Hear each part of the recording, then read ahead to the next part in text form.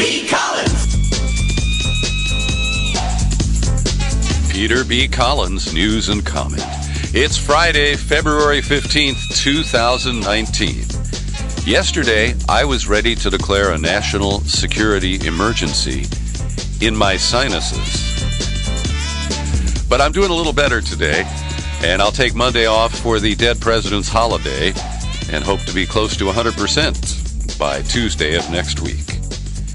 So yeah, as expected, Trump has announced a phony national emergency.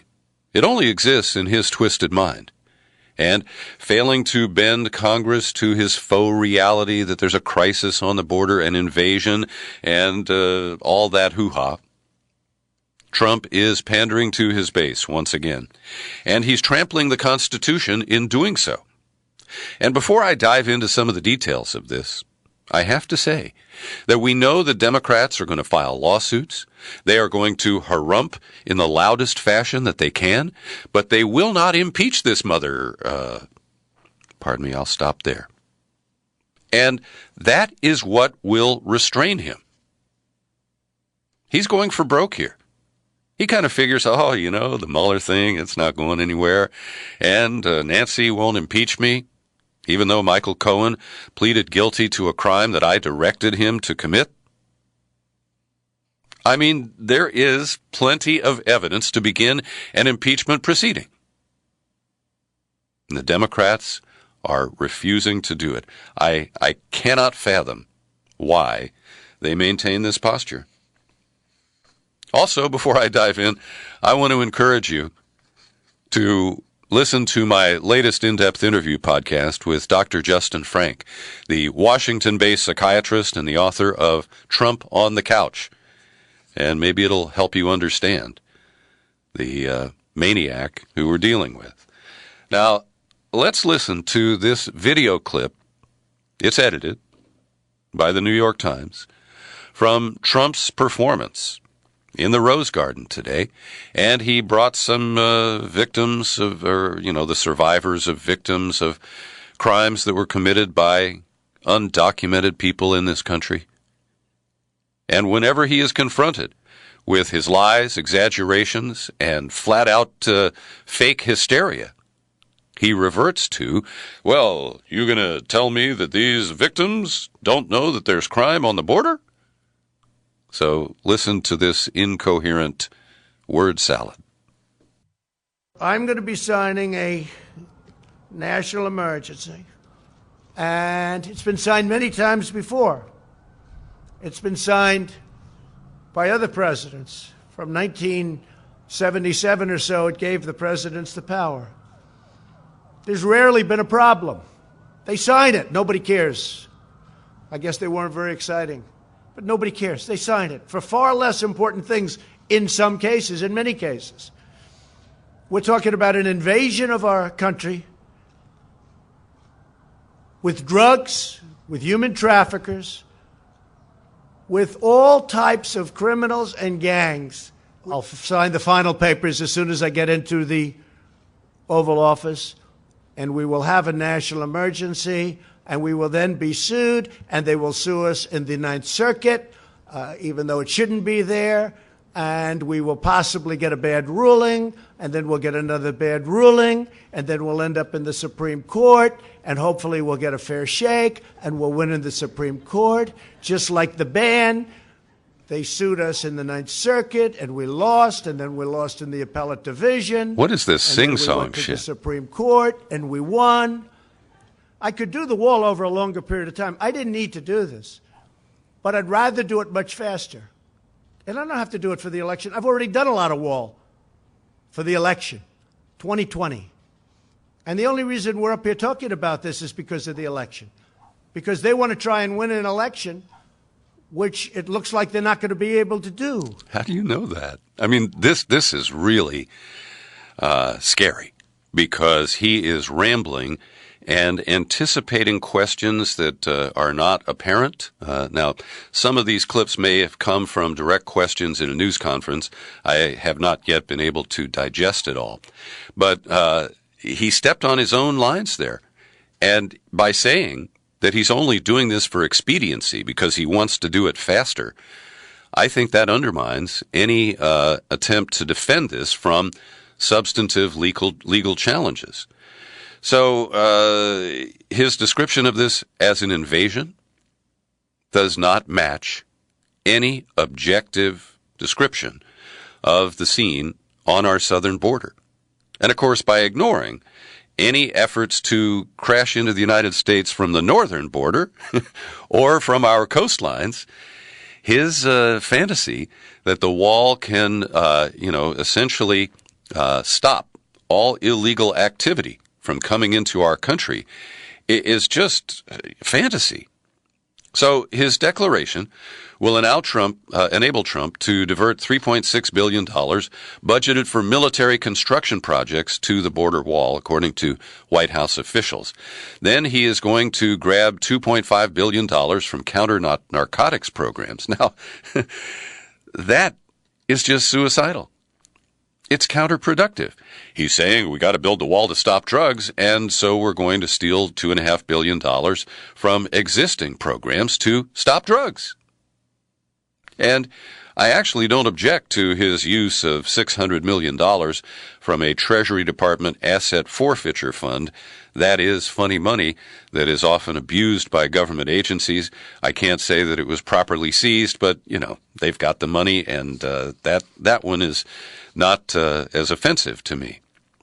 So when you put it all together, the White House is claiming they'll have $8 billion for new barriers along the southern border. Now, this is, in my opinion, a flatly unconstitutional abuse of his authority. And here's a quote from Pelosi and Schumer. "This is plainly a power grab by a disappointed president who has gone outside the bounds of the law to try to get to what he failed to achieve in the constitutional legislative process. The president is not above the law. The Congress cannot let the president shred the Constitution." And, in my view, the logical next statement would be, we're going to start impeachment proceedings. But that's my fantasy. So let's see what else I have here. Mick Mulvaney, the acting White House Chief of Staff. "This is authority given to the president in law already. It's not as if he didn't get what he wanted and waved a magic wand to get some money." What? I mean, that's just bullshit. Now, here are some facts. You heard Trump say that previous presidents had used the National Emergency Declaration. It's happened 58 times, and 31 of those alleged emergencies are still in effect. But most of them dealt with foreign crises and involved freezing property or taking actions against national adversaries. And the most recent ones we know about were George H.W. Bush in 1990. He used a declaration to divert money for the first Gulf War. And his boy, George W. Bush, used a similar gambit to shift money to start the invasion of Afghanistan, and then money was diverted from there to start the war in Iraq. So defining this as an emergency does not match up anybody's set of facts. Not even alternative facts, I would argue. And Mitch McConnell, he is on the hot seat. He has privately told the president that he'll support the move, but he has deep reservations, and he's warned the Trumper that he has about 2 weeks to win over critical Republicans to avoid having Congress pass a resolution rejecting his declaration. Now, they do have that authority. Will they use it? And will enough Republicans join in to make it veto-proof?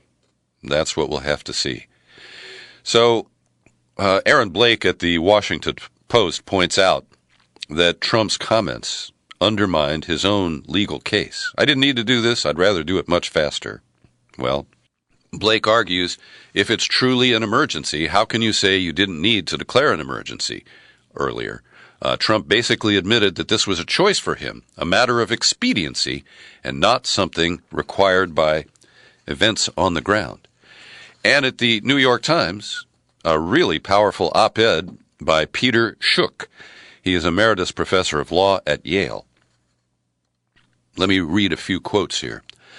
The fact that Trump may actually possess the legal authority to require agencies to waste billions of dollars simply to fulfill a foolish campaign promise he thinks won him the election is itself scandalous. And the question to which Congress must turn is, who decides what constitutes a national emergency? By failing to define crucial terms, legal standards, and accountability rules, Congress has handed presidents an all-too-handy tool of tyranny commonly used by autocrats to amass more power, crush dissent, and eviscerate democratic institutions. In Trump's case, it has handed an unguided missile to an ignorant, impetuous man-child. I love this. Congress should have known better.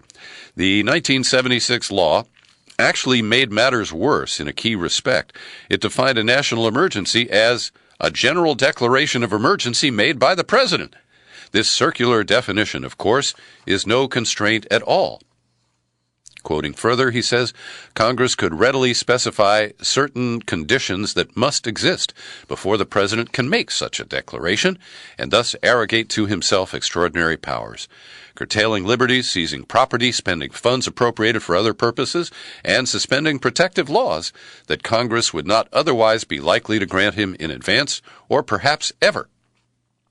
Indeed, he says, Congress has the power to override Trump's declaration today, and it should, though it probably won't. So that's a very powerful piece. I enjoyed that. And as Trump predicted, this will be litigated, and it will wind up before the Supreme Court. And today's decision by SCOTUS doesn't give us encouragement that they would rule against the president, because they've already said in the case that Trump cited, the Muslim ban that he issued after he entered the Oval Office in 2017, they said that it was plausible. They didn't claim that it was true, but they deferred to the president ultimately on that issue. So they have agreed to take up the case about whether a question about citizenship should be included in the next census questionnaire in 2020. Now, the Supreme Court has jumped the couch here, so to speak, because before allowing it to run its course through the appeals system, they fast-tracked it into the Supreme Court, and we will have a decision by June.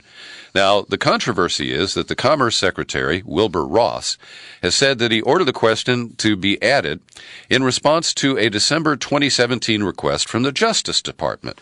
But the trial court judge in Manhattan, Jesse Furman, after an 8-day trial, concluded that Ross had dissembled. That's a polite way of saying he lied, saying that the evidence is clear that Ross's rationale was pretextual. Here's a quote from the judgment. While the court is unable to determine based on the existing record what Secretary Ross's real reasons for adding the citizenship question were, it does find by a preponderance of the evidence that promoting enforcement of the Voting Rights Act was not his real reason for the decision. Instead, the court finds that the VRA was a post hoc, after-the-fact rationale for a decision that the Secretary had already made for other reasons. And he called for Ross to be questioned under oath, and that's when Clarence Thomas and Neil Gorsuch of the Supreme Court stepped in and said, no, you will not be allowed to question Wilbur Ross. In November, the court rejected a request from the Trump administration to stop the trial overall, but at that point, Justices Thomas, Gorsuch, and Alito dissented. So they only need 2 more to support expansive presidential power to allow the citizenship question to be included, and this is again my speculation, to support the declaration of emergency made by this crazy president today. On to other issues. There's a great piece published at The Nation today under the byline of M.J. Rosenberg, and I don't know what those initials stand for, and I don't know M.J. Rosenberg. He or she served at AIPAC. In the article, the author says that there was a staff position twice at AIPAC, the American-Israel Public Affairs Committee, and about 20 years as a Senate and House legislative aide. He also worked at, or she worked at Media Matters for America. So, This is a must-read piece, because here is an insider who has seen from the AIPAC perspective and from the congressional perspective how this lobby group wields its power. Quotes, "One thing that should be said about Representative Ilhan Omar's tweet about the power of AIPAC is that the hysterical reaction to it proved her main point. The power of AIPAC over members of Congress is literally awesome, although not in a good way. Has anyone ever seen so many members of Congress of both parties running to the microphones, sending out press releases to denounce one first-termer for criticizing the power of a lobby?" And MJ says this wouldn't have happened if it was aimed at the American Farm Bureau and the lobby group that gets millions of subsidies for corn and ethanol. Omar's crime is daring to suggest that campaign contributions orchestrated by AIPAC play a large part in achieving bipartisan support for anything proposed by the Israeli government and or its lobby, AIPAC. So, MJ worked there from 73 to 75, 82 to 86, and MJ says that MJ repeatedly and personally witnessed the whole process of funding and defunding, which is anything but a secret within the organization. Quote, "Additionally, I spent close to 20 years as a legislative assistant to Democratic House and Senate members and saw AIPAC's tactics of reward and retribution from that vantage point too." Now, MJ says AIPAC doesn't directly engage in political fundraising, but at the annual conference, the fundraising takes place in other rooms at the same hotel. And it's argued here that it's just a technicality. Political fundraising is a huge part of AIPAC's operation.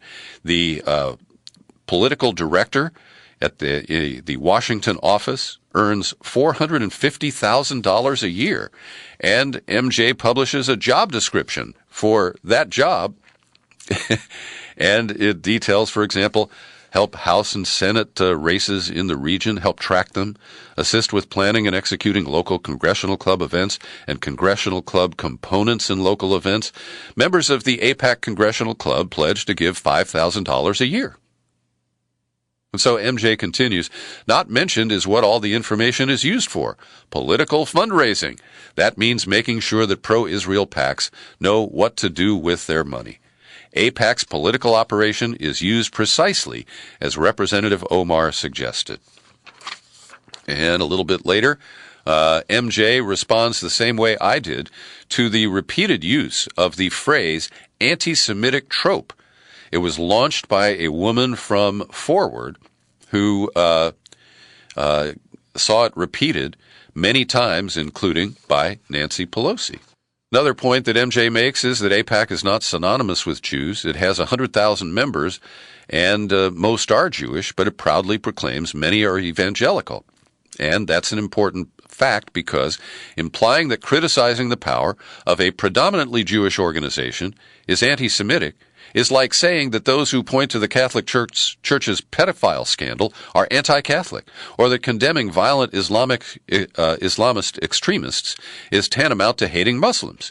It is ridiculous. It's also clever, because it deters legitimate criticism of Israel or of the lobby by sending a clear message to politicians that any such criticism will cost them mightily.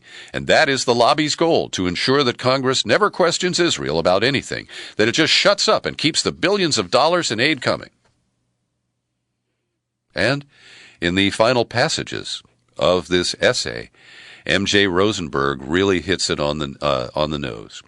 But believing that Israel has every right to exist in peace is not the same as saying that it should continue to occupy or blockade Palestinian lands or deny full democratic rights to the people who live there. It doesn't mean that we should enact laws that penalize people who choose to boycott Israel because they oppose its policies toward the Palestinians. It doesn't mean we should continue to support members of Congress who refuse to put conditions on our aid to Israel. AIPAC, I'm continuing to quote here, AIPAC is bad for America, but it could well be catastrophic for Israel if it hasn't been already. This is something more and more Jews, particularly the young, now understand. By 2020, it will be close to impossible for any Democrat to claim the progressive mantle while aligning with AIPAC. For now, the baby boomers still are the most influential segment of the population, and AIPAC is holding its own, even happily raising money over the whole Omar incident. but its future looks dim, especially its post-Trump future. And that, says M.J. Rosenberg, is very good news.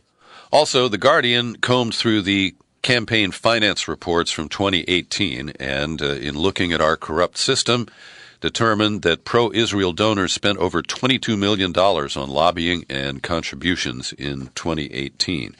And over at Who, What, Why, my colleague Jeff Schechtman scored an interview with the two academics who really wrote the book on the Israel lobby. The book was called The Israel Lobby in U.S. Foreign Policy. They are Stephen Wald of Harvard and John Mearsheimer of the University of Chicago. I've interviewed Mearsheimer right after that book was published. And I invite you to listen to the interview at Who, What, Why. I'll include a link in the show file for this podcast. I found it very interesting. I was a little disappointed they didn't directly talk about the Benjamins part. They didn't directly address the Omar incident and the money raising that is linked to AIPAC, as M.J. Rosenberg just artfully detailed.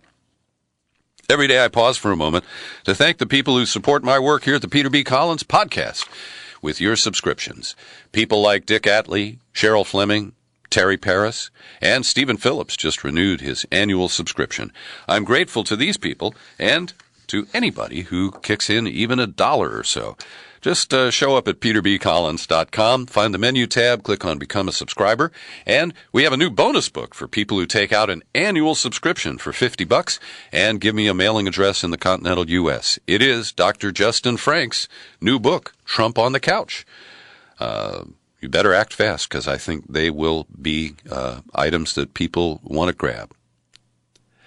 So yesterday at the end of the podcast, I reported that Amazon and Jeff Bezos continue their extortionist tactics. And I had described last Friday, when Jeff Bezos went public attacking the National Enquirer for trying to extort him, that he is a serial extortionist, and the way they have decided petulantly to pull out of Long Island City, and they didn't give any warning. There were discussions on Monday with Governor Cuomo and Mayor de Blasio, but they just dropped the announcement without any further consultation. And I think that this is really showing us who the unapologetic proponents of unbridled capitalism are. Because we're seeing the New York Times in yellow journalism use its news columns as well as its opinion pages to blast the socialist Democrats who raised really important issues about this giveaway to one of the corporate behemoths of America today. And this follows the pattern of NFL teams. The city of Oakland has been extorted serially by the Raiders team. And, you know, the Raiders are moving to Las Vegas. And they tried to extort Oakland one more time by threatening to play their last season in San Francisco or Santa Clara. And it was only after they were blocked from those options that they came back to Oakland and said, okay, we'll play our game here. And it's similar here with Amazon. They felt that New York was not bending over and capitulating fast enough or far enough. The Amazon statement, a number of state and local politicians have made it clear they oppose our presence and will not work with us to build the type of relationships that are required to go forward. And this is fascinating because de Blasio and Cuomo don't get along. But this is a deal that they had to suck up their differences on and work together. So Cuomo blames Democrats who now control the state Senate in Albany. Quote, a small group of politicians put their own narrow political interests above their community, which poll after poll showed overwhelmingly supported bringing Amazon to Long Island City, the state's economic future and the best interests of the people of this state. But de Blasio said, hey, we gave Amazon the opportunity to be a good neighbor and do business in the greatest city in the world. Instead of working with the community, Amazon threw away that opportunity. Now, de Blasio is one of dozens of Democrats who are threatening to run for president next year, and I'm sure that's what informed his comment. Venezuela went to the United Nations, claiming 50 nations support their effort to rebuff the U.S.-led campaign to destabilize Venezuela. and overthrow its elected leader, Nicolas Maduro. And this is a fascinating move on their part.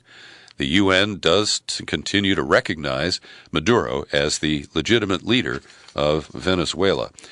General al-Sisi may not be president for life, but let's see, he can rule until 2034.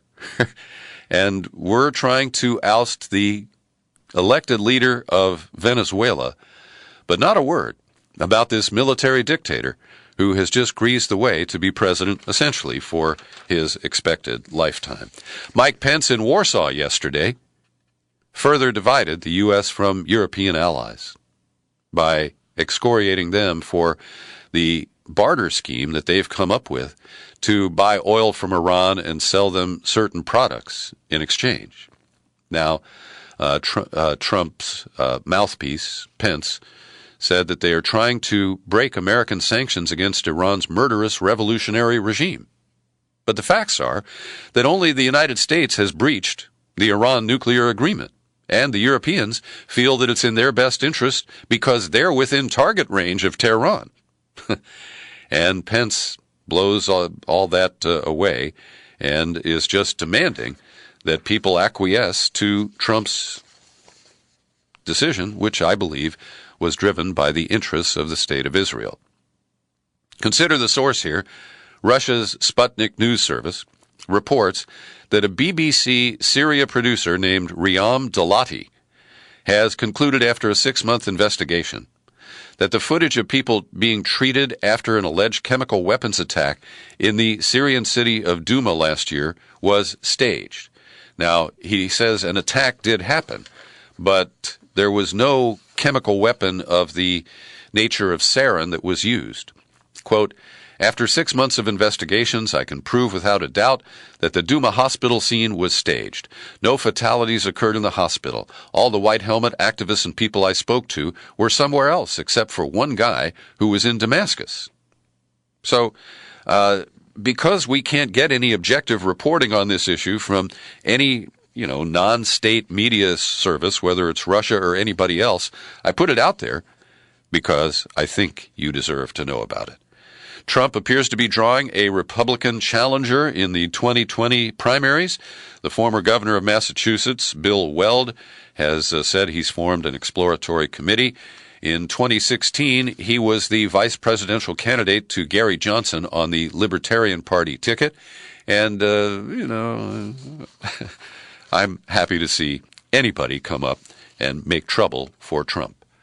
More trouble for R. Kelly, as Michael Avenatti, who came to fame as the lawyer for Stormy Daniels, has turned over a videotape that he says shows Kelly having sex with a girl who may be underage, and he urinated on her in the course of this. It's weird stuff.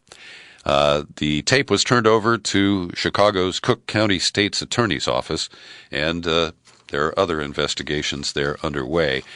And then there is the white pop star Ryan Adams, age 44, who has drawn an FBI investigation to see if he committed a crime by engaging in sexually explicit communication, sexting, with an underage fan.